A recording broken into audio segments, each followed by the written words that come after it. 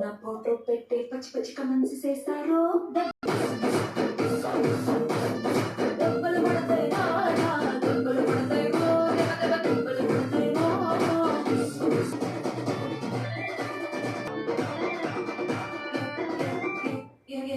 పడతాయి